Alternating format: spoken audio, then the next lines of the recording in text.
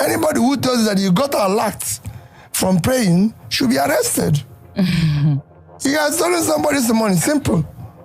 But what of the prayer in the church that they say a prayer for Nigeria? Raise your phone. Miracle alert will enter your phone. It cannot. It's stealing. You cannot. There's no miracle. You cannot get money by miracle. I can tell you that. I'm born into church. My brother is a reverend father. He has never prayed and money came into his... What about grace? Some people have grace. No. That's what I'm saying. The grace is after hard work. God can bless hard work. God can bless productivity. God can bless an industry. God cannot bless somebody who is sleeping. It has never happened anywhere in the world. In fact, in the Bible, they say there's no food for those who didn't work. They should not be fed. So it's very clear. Jesus worked miracles by going around and blessing productivity. There's never any place where Jesus did anything and somebody had money or prosperity. Prosperity came to those who worked. That's it. But they say if you pay tithes, the doors of heaven will open unto you. After you've worked, that tithe is given to God, to humanity. So if you go to hospital, it's tithe. If you help poor people, it's tithe. If you give it to church, it's tithe. But that tithe must be a product, must come from productivity for God to continue to bless whatever you do to do it. But if you just stay and come and borrow money from me and go and pay tithe, it will never double unless you are money double. Because we live largely in a very unproductive society. Nigeria is not producing anything. The only thing that makes, that's why the only thing that is attractive is politics and church. You need to dismantle it. Politics and church. You need to dismantle it.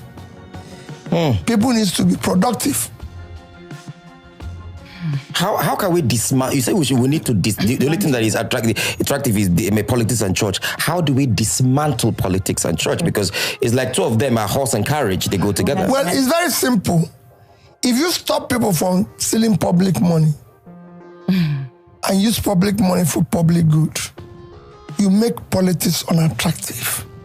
It shouldn't be. What we're doing here is state capture. It's a criminalized entity. So you have stolen the country or the state, so you steal everything that is there.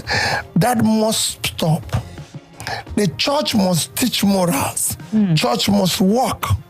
And we're going to turn night vigil into night shift. So people can be productive. We're not saying you shouldn't go to church. I go to church, I believe in God. Yes. But we cannot have people Monday to Friday be in church morning and night. No, because they don't run the church like Catholic Church. They don't run it on helmets full of grace. They collect money, and that money has to be a function of productivity. So they need to work on it.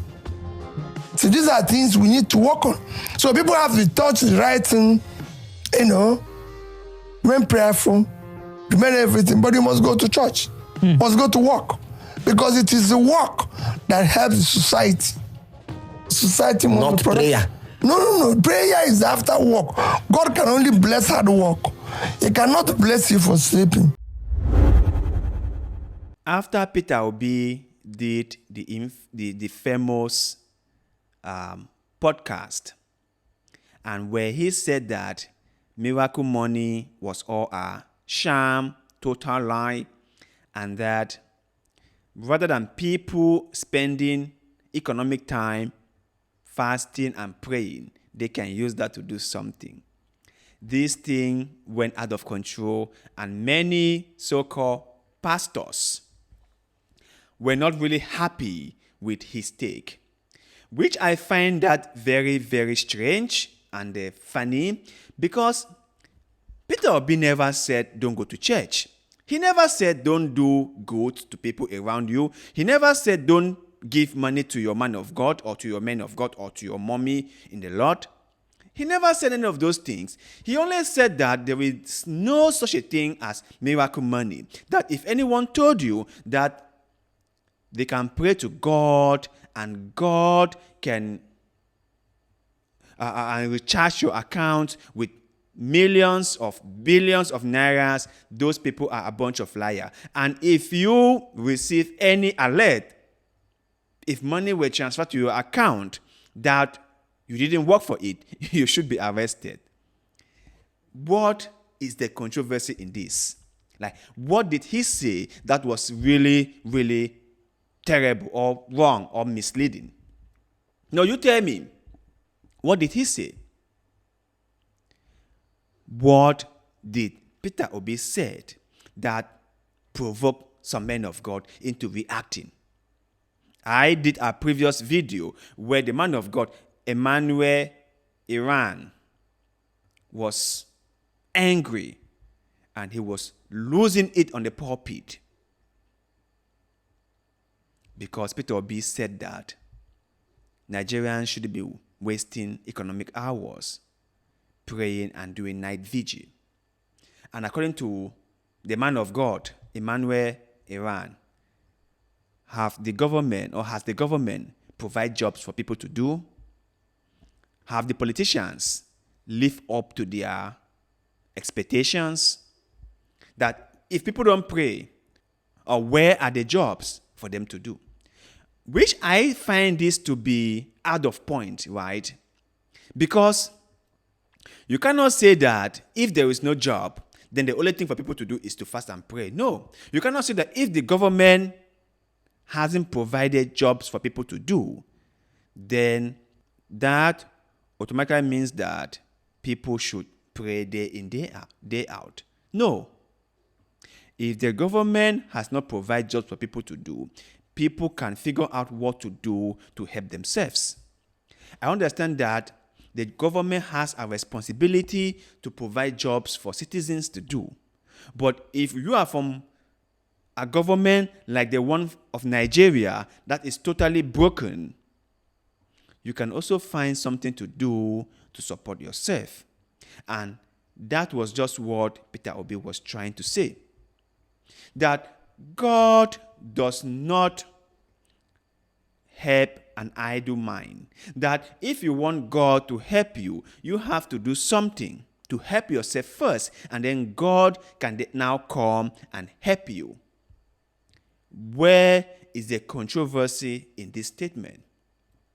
Where is it? Peter Obi is only being pragmatic. And I totally get it. I totally understand it. And I totally agree with him. All the successful people you find around you are very hardworking people. They work day in, day out. And if you took upon yourself to work day in, day out, to do whatever is within your power to do, believe me,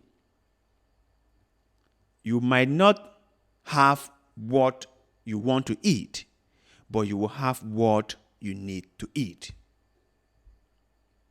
You might not be able to have a fancy meal or live in a luxurious house, but you'll be able to eat what you need to survive and have a place to put your head at night.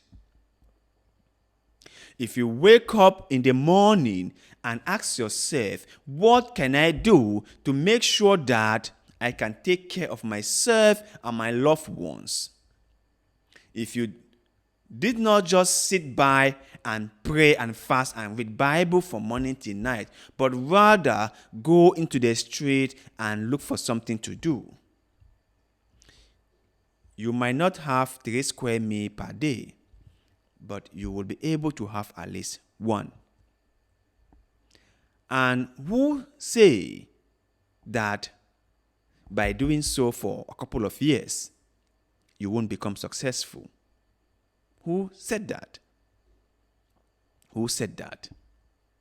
So, if you are a Christian, if you're someone who believes in God, remember God will not bless something that is not existing.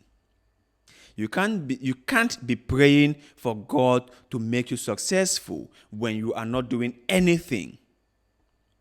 Before you pray for God to make you successful, make sure that you are doing something that God can bless and make it a success. That is what you have to do. And if you are one of those people who are angry that Peter Obi said, there is no point for someone to pray from morning till night. There is no point for someone to spend 12 hours in a night vigil. There is no point for someone to lock their shop that they are going to pray in the mountain or in the forest. If you're angry about that, then shame on you. Shame on you.